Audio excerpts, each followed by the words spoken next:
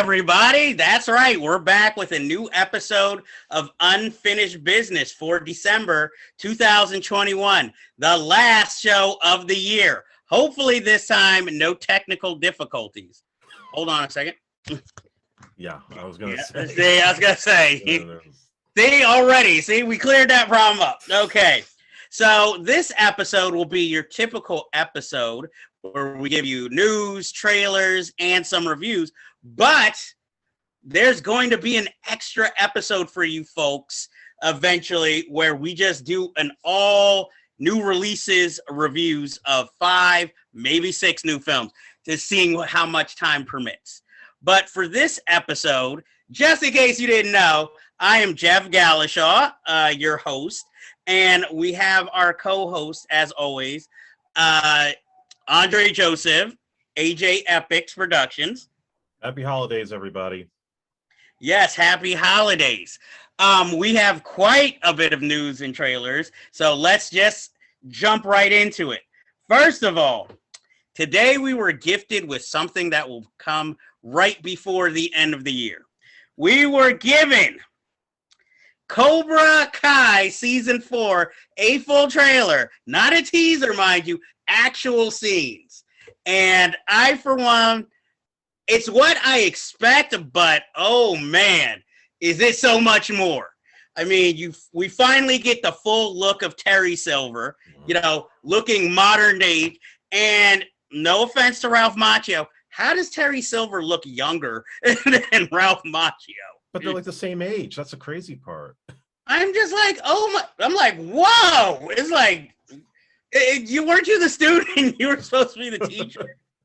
And, I mean, I thought Martin Cove was a well-built guy, but when he stands next to Thomas Ian Griffith, it's like, gee, that dude is huge. It's like, now, if either of them have to go toe-to-toe with Terry Silver, I mean, the writing will say, oh, of course, one of them will win. But I'd put my money on Terry Silver. Plus, he's got a lot of anger issues after all these years, I'm sure. In other news, Robbie gets a haircut. And it seems like we're going to get more of this teenage romance square or rectangle, however you want to say it. And something to do with a new young African-American student who's thrown in the middle of all this. We'll see. I'm kind of hoping, of course, for the return, even if it's a cameo of Paul Walter Hauser. Yeah, me too. That would be nice. Or even like some kind of at least closure or bring back Aisha would be nice also. And of course, we're always every season hoping for the hint of maybe, are we going to get, somebody else from the past to come back? So Hilary Swank. Mike Barnes. Or Mike Barnes would be a good one. I'm kind of hoping for Terry Silver's henchman. What's his name? Snake. Yes, I want Snake back. I mean, come on. That next to in a movie next to Razor Fist, that is just the best character name ever. That tells you all you need to know about a character. Also, it would be nice if Paula Abdul came back to do. Oh God. Medeiros comes back from the 3rd movie performing. Or the guy who got his nose broken in part 3 comes back. I'm still after you, LaRusso. He can be from Real Genius, by the way. Seriously? Yeah, just like he looked a little older at that point. He didn't look like Sarah Jessica Parker anymore. No, he got a nose job. Well, until they broke it again in the movie. I'd be like, I would truly not mind if he became like in Better Off Dead. Where's my $2? Him just going after Daniel LaRusso still for breaking his nose. But obviously, we're both excited for this. Do you have any thoughts on the trailer? I get the sense that this is the first season that Netflix has produced on itself, because when they got the 3rd year, that was already produced by YouTube. This one, you could tell they put money into it. It doesn't feel as comedically driven as, say, like the 1st and 2nd seasons. This one feels more like it's deadly serious now, and the two dojos coming together just adds to that intrigue that we kind of expected. Were they going to get along? What kind of style were, the Miyagi-Do and the Eagle Fang going to put together? And then that little bit of a tease of the vote that the committee has, like where that's going to lead. I mean, that's going to be interesting. Does that mean they're going to vote that the loser has to end their dojo, or something much bigger down the line? Because it seems like there's something much more bigger happening than just Terry Silver coming back. Okay, and well, we'll see by the end of the month, and of course, we'll probably have a whole episode devoted to the season. Yep. So, next, speaking of trailers, Spider-Man Across the Spider-Verse. The first trailer has came out, which is kind of a teaser, and also partially a scene, and it's part 1. Implying there's going to be multiple parts to this. I was excited for the first half of the trailer. The second half, where, the different artwork came into play, didn't seem as impressive, even though it's obviously going to involve Spider-Man 2099 in some way. And, I mean, like I said, I will most likely go see it. But, when they said part 1, it just feels... It's sort of like when The Hobbit came out, where it could have been like, we could make this 1 or 2 movies, but no, let's make a trilogy. Where it's just like, really? Come on. I'm glad they're continuing with the series, but, how long is Marvel going to, do this multiverse across? Now we're doing animated ones. Yeah, I just, I liked Into the Spider-Verse. I love that it was like a love letter to Spider-Man in general, going back to everything from Jack Kirby to all the way until the introduction of Miles Morales.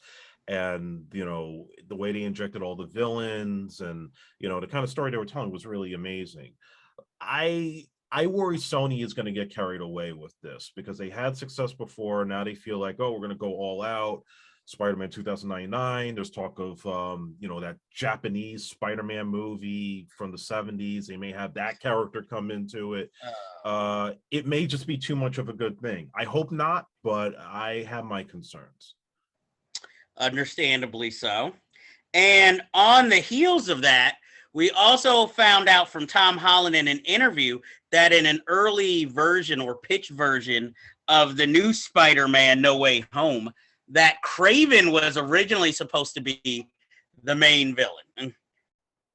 I mean, you now have, of course, Aaron Johnson playing Kraven in a total spin-off movie. Right. But what was interesting was also finding out that also, if for Black Panther Wakanda Forever, they considered using that character in some way in that film. And, now obviously we're getting more, multiverse Spider-Man and all the villains in this film. I guess kind of giving the Sinister Six movie that Sony really wanted to make all the while ago. But it also feels like they're also setting up with this Kraven movie, the Mobius movie, even though they weren't part of the Sinister Six. Since we're getting this Sinister Six, it feels like they're setting up the Sinister Six kind of like part 2, or just laying the groundwork for Spider-Man, played by Tom Holland, villains for future films for him to face. Because, we already get the spoiler teaser at the post-credit sequence of Venom, that they exist in the same universe. And, Mobius is noticeably, or notoriously a Spider-Man villain character, anti-hero. Even though, again, just like Venom, it seems like they kind of made the character, at least in my view, as somebody who used to read the comic books, not interested in seeing the movie, with Jared Leto and his weird whatever. We'll just say, we'll leave it at that. Even though I did see a mashup trailer of Mobius versus Blade, that I'd rather see that movie. But, how do you feel? Would you rather it be a Kraven versus Spider-Man for the ending of the trilogy? Or do you think you're going to get more satisfaction out of this multiverse Spider-Man? So in the beginning, I heard about that rumor that they were going to retcon Craven to be some kind of like Wakandan villain. And Okay. I guess with Spider-Man going on the run, he would somehow end up in Wakanda and team up with Black Panther, which initially I thought would have been a cool idea. I think what happened was when that whole blow up with the negotiations of pulling Spider-Man out of MCU were happening a few summers ago, I Hmm. think part of the deal was that Sony had the leverage to tell Marvel, hey, we want to do Sinister Six, we want to do a live action Spider Verse, and this is the only way we're going to do it. Because at the end of the day, they want to make their $1 billion, and they feel like having another classic villain that we haven't seen yet in a new story isn't going to cut it this time. They have to have something monumental. They wanted their end game. So that's what we're getting right now with No Way Home. And I mean, I think Aaron Taylor Johnson, it's going to be interesting, like how if his Craven is going to be in the Venom verse, if that's going to make him different from, say, having played Quicksilver. I mean, that whole thing is confusing in itself, with the variants and so forth. But I still would like to see Craven fight Spider-Man at some point. I always thought Javier Bardem would be a better bit for that part instead of Aaron Taylor Johnson. So we'll see what happens. Well, I mean, maybe Aaron Taylor Johnson, of course, has the youth on his side, and maybe the body, since it looks like, ever since, I'm trying to remember what movie, maybe the Godzilla movies, he hasn't left the gym. Because, I mean, look at him as Quicksilver. And um, also, kind of on the heels of that, in its own weird way, is that Patty Jenkins has dropped out of making the Cleopatra movie with Gal Gadot, and now the showrunner and director of Falcon and the Winter Soldier has now replaced her as the director. For me, I mean, this is a movie they've been wanting to make or remake for like almost a decade. I mean, Steven Soderbergh almost directed it with Catherine Zeta-Jones. I don't know if it was the same script or not, but I mean, I can say I'm not that hyped for this movie. But again, let me see a trailer and then maybe, my opinion will change. But it just doesn't seem like Patty Jenkins is having that much luck recently, with this and then her canceled Star Wars movie. So it's just like, is she going to disappear again, like kind of after Monster? Or I'm hoping she finds that right project that can, erase Wonder Woman 1984 from all of our memories. And, you know, do you have any thoughts on this project or Um, what's happening? I don't necessarily have thoughts on Cleopatra. Like you said, we have to see a trailer to see how that's going to turn out. My concern is Patty Jenkins here, because Okay. I feel like they said it was because she was stretching herself too thin. Like she decided she wanted to put her attention on Wonder Woman 3 and supposedly Rogue Squadron. But I've heard conflicting things that there's been script issues and that's why like she was kind of pulling back from it. Now they're saying she's back on board. I mean, the whole Lucasfilm thing is totally screwed up to begin with, but it just seems to me like this is somebody that really is exerting some level of control or wants control of the stuff that she's doing. She's been sort of notorious for that. And I think that there's going to probably be that effort on Wonder Woman 3. That's probably going to be the top priority, but she should not be writing these scripts after Wonder Woman 84. Clearly, when you put it in her hands and you don't micromanage her, something goes wrong. And I just think that that's very concerning. And I really don't care for the Star Wars project. Just stick to the TV stuff you do on Disney Plus. I'm not excited for Rogue Squadron, no matter how that's going to look.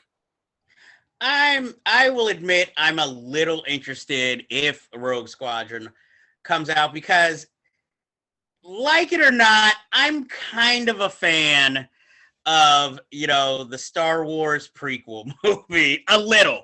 I like the ideas and I feel like if maybe some of the scenes that were cut from that were in the trailer that were cut out of the film, I think that film might have been a little more worthwhile instead of just making it kind of straight direct heist film just in a Star Wars universe and then, this great ending. But that's me personally. I'll admit, I try to say I'm not a big Star Wars fan, but as I get older, I find myself more drawn into the Star Wars universe. Look, I'm not gonna sit here and defend the last set of films.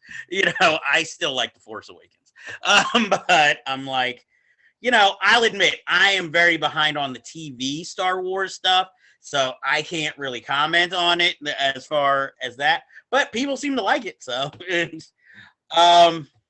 Next up, we have, even before the new Batman movie has come out, we have so far had one HBO Max spinoff. Now we have another all of a sudden with Colin Farrell as the Penguin getting his own HBO Max spinoff series. Considering we don't know what actually happens in the film, Batman doesn't usually kill anybody, but I'm guessing he's not going to die in the movie. Or if he does, this will be a prequel. And I find it kind of interesting because really when you had that kind of Commissioner Gordon Gotham series that was on Fox, that, we're seeing the young iterations of all these characters. But after a while, the Penguin was the main recurring villain who was like, the big cheese or the head honcho in that series. And it's interesting that now it's like he's all of a sudden finally getting his props, and not only that, not only in that series, but now in this spin-off series, it's going to be like, oh, it's all about me, And so I find that very interesting. And I just feel like Warner Brothers keeps jumping the gun with all these spin-offs and doing it all on HBO Max. It's like, why don't you put the movie out and then see how the audience responds? Because just because everybody's sort of blown away by Colin Farrell's makeup doesn't necessarily mean, oh, now we got to give him his own show. You take a look at something like WandaVision, where Agatha Harkness, played by Catherine Hahn, was a character nobody knew about. She was a total unknown when it came to the comic books, but everybody loved her performance so much, they go and announce, hey, we're going to do a show. That's how you do it. But they just can't help themselves over there. No, they're like, no, you're going to love this, and we're going to already have this all set up. It's sort of like how, it wasn't official, but you knew even before Suicide Squad that the Peacekeeper was going to have his own spinoff series. Luckily for them, that worked out. But, Warner Bros. Already now gambling 2 series, and we haven't even seen a movie or a new trailer since then. And So if it was up for me, I would have a King Shark series over a Peacemaker series. Well, that's you, because I definitely wouldn't.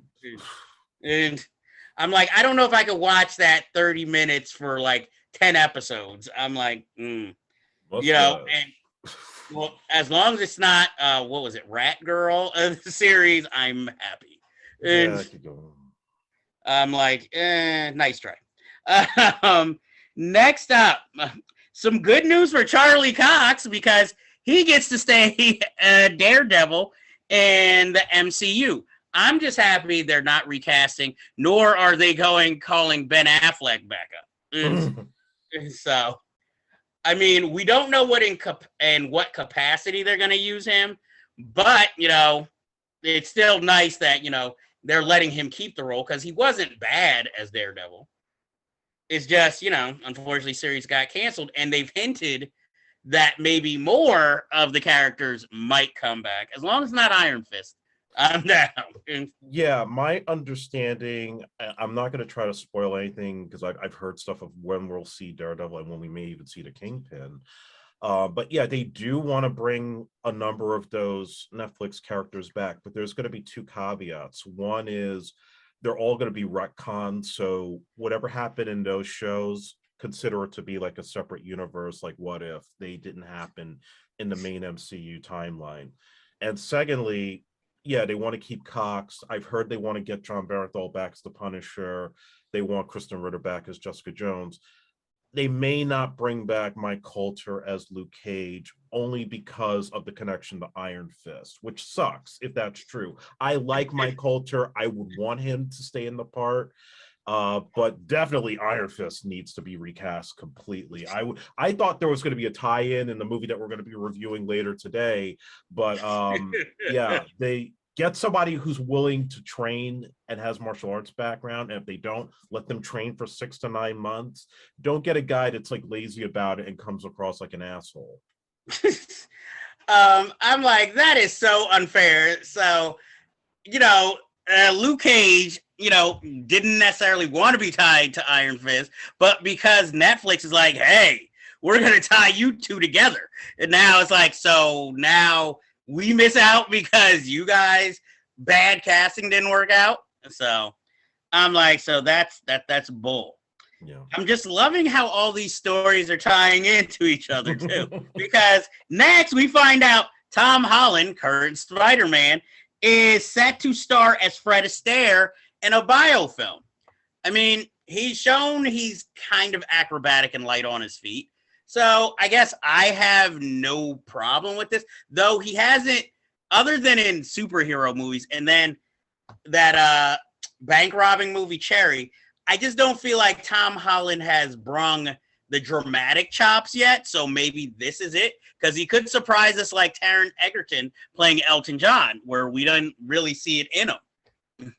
That's what I'm thinking too. I mean, I always thought Fred Astaire was a little bit older for somebody like Tom Holland to play. Like Tom Holland would have to be a little bit more seasoned.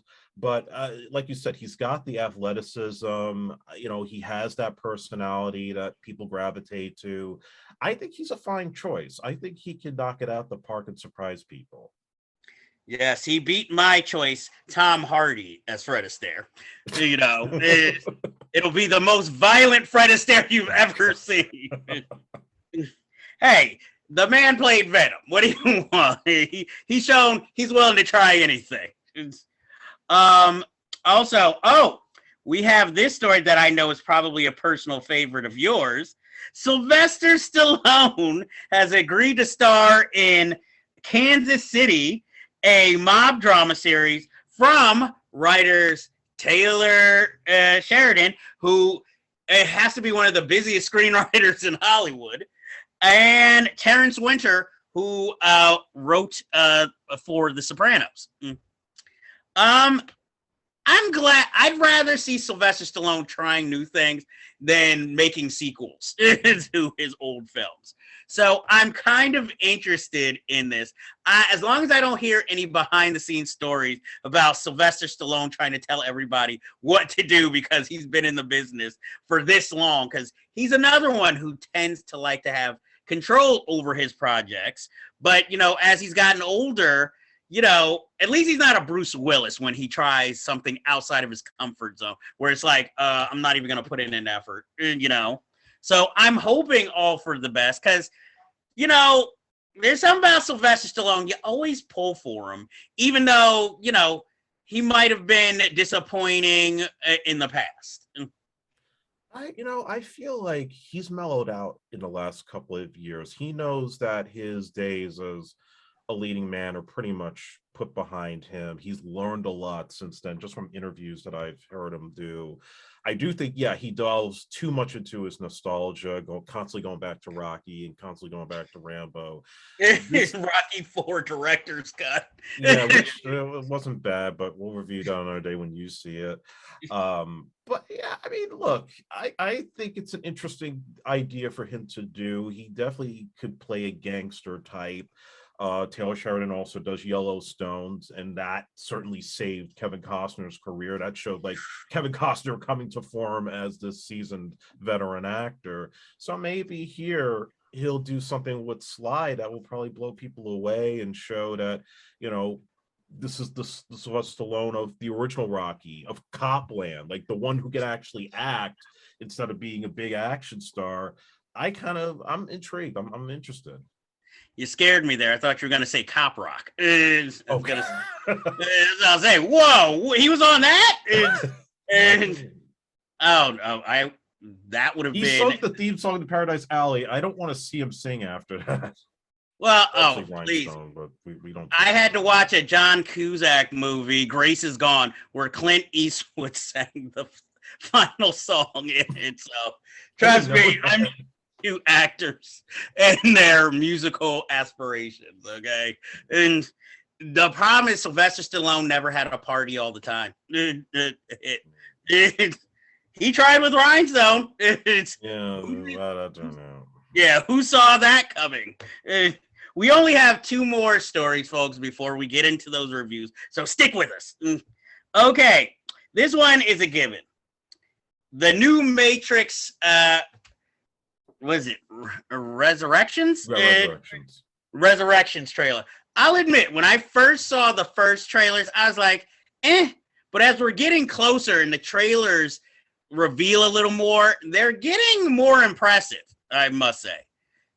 The only thing I don't, well, it could work, but for me right now, it's weird, is, I guess, not only replacing Lawrence Fishburne, with Yaha, but now we have the agent Smith kind of recast in the movie. And, I'm just like, this is is it a new younger version, like a new program? But other than that, I'm still confident about the movie. I don't know why. It feels like the hype for me has kind of died down on this. And maybe it's because it's being released on HBO Max the same day as its theatrical release. But there's just something like, I don't know, like there's that poster of him, of Keanu Reeves, where he's looking kind of paunchy as Neo, with the beard and stuff. Like, could you Photoshop his chest so he could look a little more fit? And then they have this tie-in with Denny's. Well, I don't get the connection between Denny's and the Matrix. That's supposed to get me excited for this. Like when they did the Powerade thing for the Matrix Reloaded, like, okay, that's cool. I want to get that Powerade. But Denny's, that's just. Yeah, it doesn't feel like they're putting in the effort that they need to. Like this is supposed to be a big event. It doesn't feel that way. I'll admit it doesn't. But they got to get money where they can and product placement where they can. Maybe it's like Demolition Man, where Denny's is the Taco Bell of the future. They do give free breakfast for your birthday. So you never know. My thing is, I know Neo wore, a suit in the first film, but why does he look like he's still wearing his John Wick suit on the set of this movie? It's just like, couldn't you give him like a different outfit to kind of separate the characters? Because now it just looks like, hey, John Wick wandered into the Matrix now, and now he can do Kung Fu and level skyscrapers with his mind, I'm glad they kept Carrie-Anne Moss. They didn't try to give him like a 25-year-old love interest, like, oh, I'm the new Trinity, like they seem to do with every other character in this movie. That would be messed up. It would be, but it wouldn't be unexpected going the way it's going. It's like it's gonna be a hard time on John Wick 4 with Lawrence Fishburne. How's Matrix Resurrections? Would have been nice. I would have liked to co-star with you in that. Is he gonna pull a Wesley Snipes on Blade 3 and just communicate with Keanu through Post-its?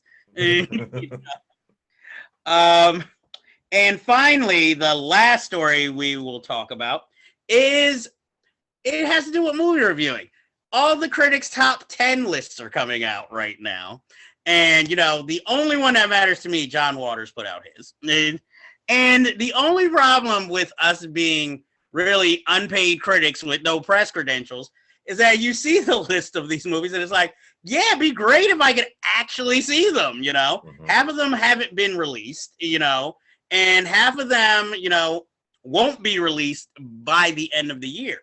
So it's just like, it's kind of frustrating, especially when it comes to the foreign films, So that was my quick comment on that one. It's just still hard to go to theaters and even find an art film in this pandemic. So it's not like you could just go to AMC and, Licorice Pizza's right there. There's only certain places you could go.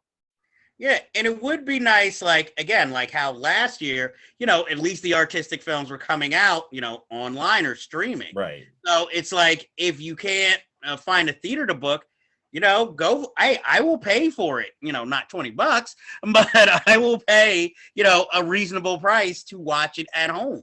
So, it's just frustrating. And then, so that's why I'm just setting everybody up when we come out with our top 10 list. Don't be pissed if half the movies weren't on the critics, because we can only see what we can actually see. Okay, so that was my little rant.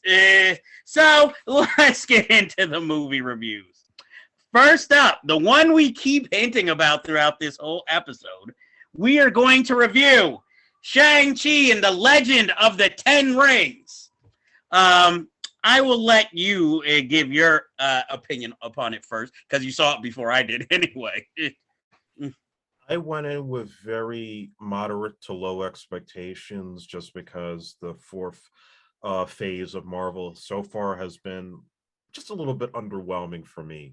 But going into it that way, I was actually pleasantly surprised how much I enjoyed it. I thought that visually it looked stunning, it looked gorgeous. It had these throwbacks to like watching old school Jackie Chan, Stephen Chow, the films of Choi Hark, just that kind of like Chinese mythicism that, that Shang-Chi is all about, that I really enjoyed. I think Awkwafina steals the movie, like just being the sidekick, not a love interest, but somebody that's sort of like the comedic banter to Simu Liu's character, the title role. She knocked it out the park, and she was fun, and she has like a nice arc in there where she's just not just a comic relief, but she also has some strength towards the end of the film. Tony Lee Young is always, pleasant to see playing the real Mandarin. Very surprised with Ben Kingsley being in there and seeing how big of a part he would play, from the disappointment of Iron Man 3. And yeah, I mean, it was pretty much a standard Marvel movie in terms of the origin and his whole backstory, and then his eventual tie-in with the rest of the MCU coming into play. So it wasn't anything groundbreaking in that sense, but I thought overall I enjoyed it, and I want to see more of this character now. I want to see more of this character so there can be more character development with his character. Because it's like, okay, we'll set up this one problem, but nothing has really changed, or he doesn't really change, except he learns to accept himself. Whoever that is, because we don't know. It's like, you're still now you're, the superhero, but you're still kind of parking cars, I enjoyed the film. I enjoyed it more than I expected to. I will admit I didn't see it in theaters though, so maybe I didn't get that IMAX action, but I really enjoyed what seeing it on the smaller screen, and it kept me thoroughly entertained. I mean, I want more Razor Fist. I just like the name of that character. I'm like, I just like that some screenwriters like, no, just Razor Fist. That's all we're going to refer to him. You see him, you think it, that's his name, Awkwafina as Hawkeye Jr. Yes, that felt a little Mulanish, Yeah, there was that throwback there. And the thing, I liked it when, they're fighting Tony Leung and his crew. But when it came to the villain, that's when it went back to Wonder Woman, the first one, where it's like another CGI battle versus a not that interesting kind of creature. That's when I was just like, okay, the film was going great until we got here. I mean, it offers, obviously the battle offers closure, but still, it's just like, that's the only weak part of the film, other than the lack of character development for our hero. But again, since we knew there's going to be sequels, I'm hoping that's where that will come in. And I mean, and also the fact that his sister is kind of a better fighter than him, but yet she doesn't get the 10 ranks. I was just like, oh, so we're still like that, huh? For all this thing. You even had Michelle Yeoh in this movie, but still it's like, no, the man, SHANG CHI, gets the 10 rings. Oh, sure. And I mean, like, the 10 rings are badass, but also for some odd reason, I kept thinking of Sonic the Hedgehog with the golden rings. I was getting that sense too. Yeah, because you just see them always flying and floating. So it's just like, oh man, I want to kind of grab them and, run. Hey, crossover movie I'm all for it. And he can be like Leprechaun. I must get my rings. And well, there goes my 2-second pitch. Hey, deal with Paramount. Hey, why not? We almost got 21 Jump Street and Men in Black. That would have been a disaster. Hey, my movie would at least make sense. We have the rings. somewhere somebody's like, now if I can only throw in Lord of the Rings into all this, and we've got a franchise. But would you definitely recommend Shang-Chi to other people? Yeah, I definitely think even if you're not a huge Marvel fan, if you like martial arts films, especially mythical ones like that, it's worth watching. I definitely agree. It's one of the better, I'm not gonna say the best, but one of the better Marvel films. And I want to applaud the director Destin Daniel Cretton, who I have watched ever since the movie Short Term 12, who has been more of a dramatic director over the years. So this is his first like really big studio film and action film, and he just knocks it out of the park. Yeah. So that was an extra added enjoyment of the film. Now, we are going to talk about a movie you've been waiting for quite a while. Yep. Ghostbusters Afterlife finally was released. You know, directed by Jason Reitman, son of Ivan, who also produced it. You know, we get Ghostbusters all over again with kids. One of the kids being the kid from Stranger Things.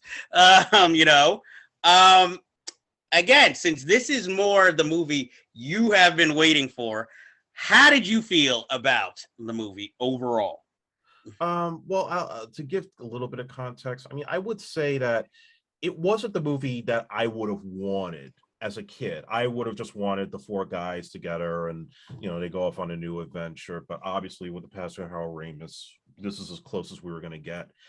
And I was entertained from start to finish. I mean, yes, the movie is full of nostalgia and Easter eggs and constantly hitting you with references to the original 84 film, down to the music, down to repeating some of the same jokes, but twisting them up. But it still feels different, at least because it's a small town.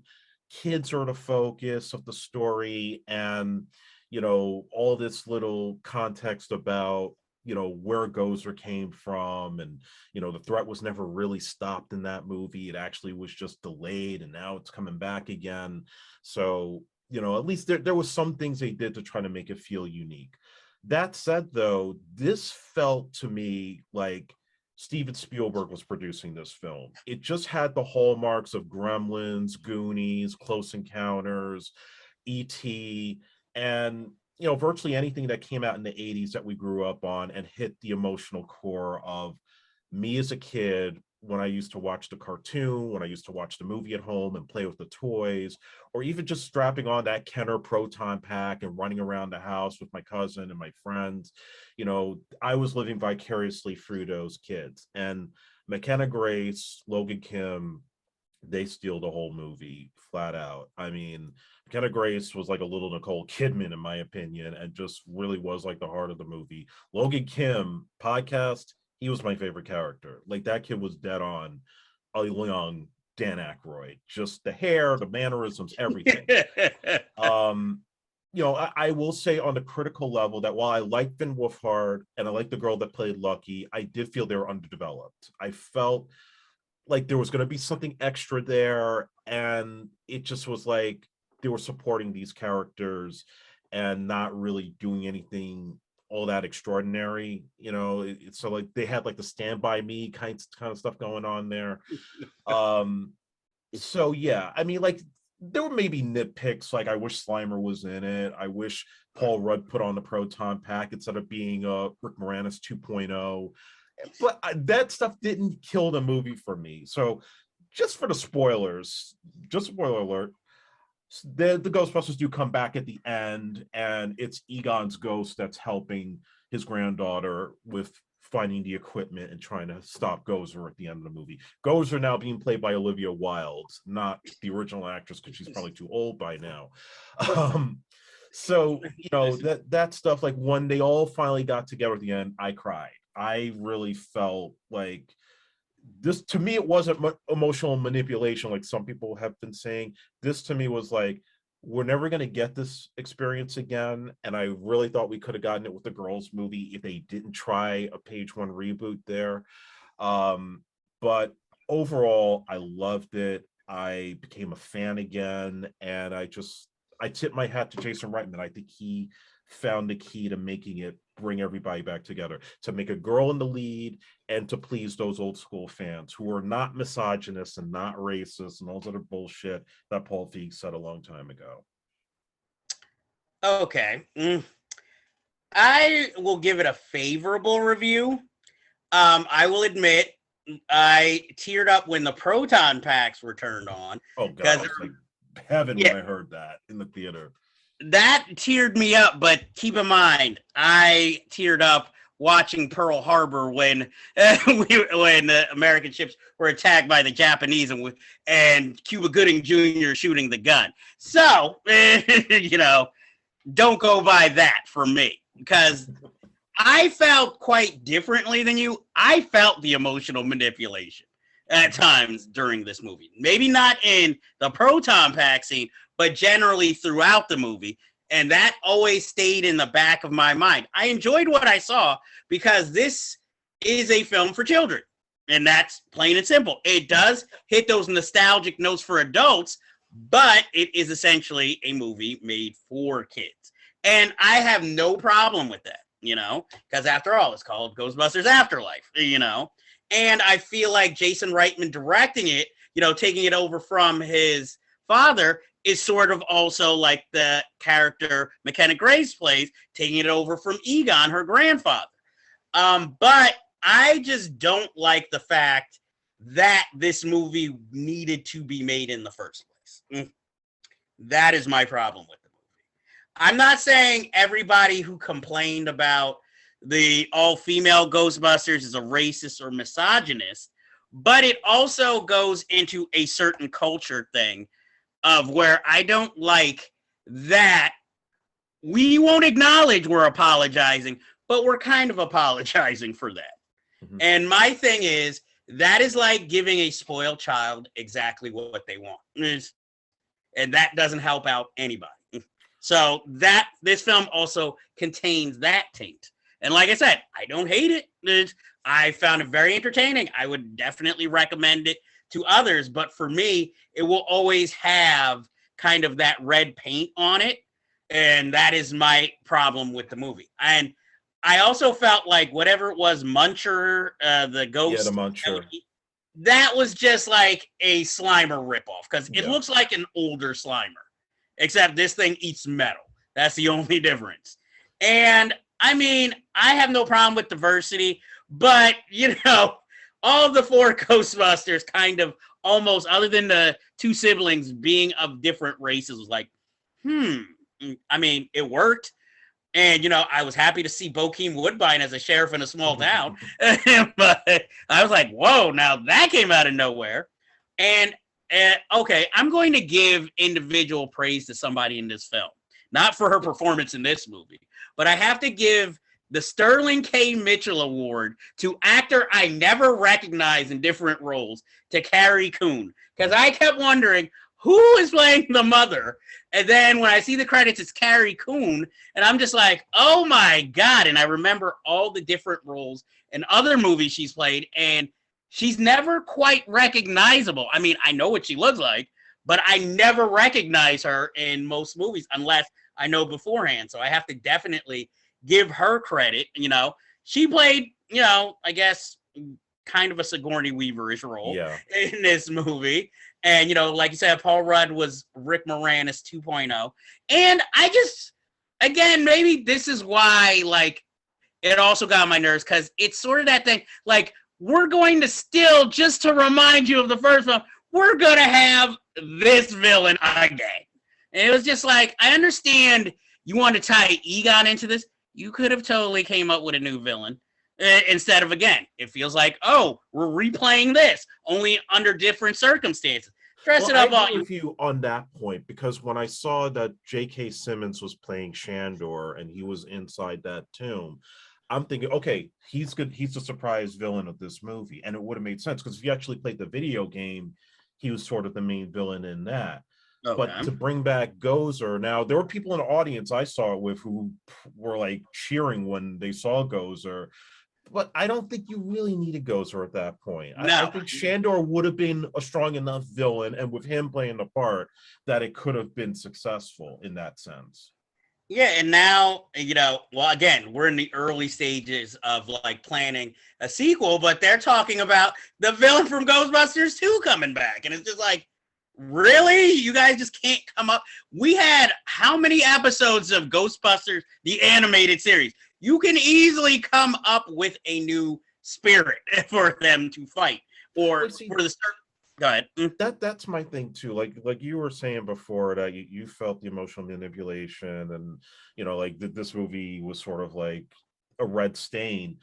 But if you look at Ghostbusters 2, now I have an affinity for Ghostbusters because I saw it in a theater and loved it as a kid. But I know it's flawed. I know it's just a watered down version of the first film, which the first film was more geared to adults. And the thing is that they could have, like, if Harold Ramis had been alive and if Bill Murray was willing to do it, yeah, you could have gotten the third movie with all those guys on a new adventure. But what new ground would have been broken if that had happened? As much as I would have loved to have seen it, it probably would have been the same beats, the same type of bad guy. Sigourney Weaver has to be in jeopardy, and nothing new is happening here. At least here, you're giving us something different while also keeping it within the world that was created in that first film. That's just my feeling. Like, at least you got something that was different, but still, like, this is still connected to what you remember. Yeah, you got Ghostbusters, the Amblin movie. That's what you're basically. And, I know they're trying to make it up to Ernie Hudson by, like, now he's the most richest out of all of them and supporting all of them. He's the Rock. But it's like, you could do other things, like give him interesting characteristics or, things to play instead of just being like, oh, you're the most successful. It was just like, it just felt like, here's a hand-me-down, because he also was, out of all three of them, the only one who had the biggest role in the all-female remake, too. Whereas Bill Murray's there for a cameo, Dan Aykroyd's there for a cameo. But it's like, Ernie Hudson, we're giving you a few scenes. It's like, oh, why? Was he the only one who was available? So, but like I said, I would say if you have children, definitely take them to it. I'm just saying that these were my problems with it, so I'm not trying to say it's a bad or horrible movie. Like you, I have my nitpicks about it, but I would say it's worthwhile and entertaining. Definitely much better than Pearl Harbor. Yeah, and I mean, I was with my 11-year-old cousin when we saw it. He enjoyed it tremendously. So, anybody around that age range, even if you've never seen the original movies or the girls' film, this is worthwhile for the kids to see. Well, that is going to do it for this episode of Unfinished Business. But as you know, we always have plenty of unfinished business to attend to. But before we go, have you seen The Hunt? If not, why not? Because it's fucking awesome. Andre, what film would you tell the people they have to go see? Have you seen the Rocky IV director's cut? If not, why not? Because it's fucking awesome. So I hear, I guess. So that will end this episode. We will see you guys next time in the balcony, hopefully.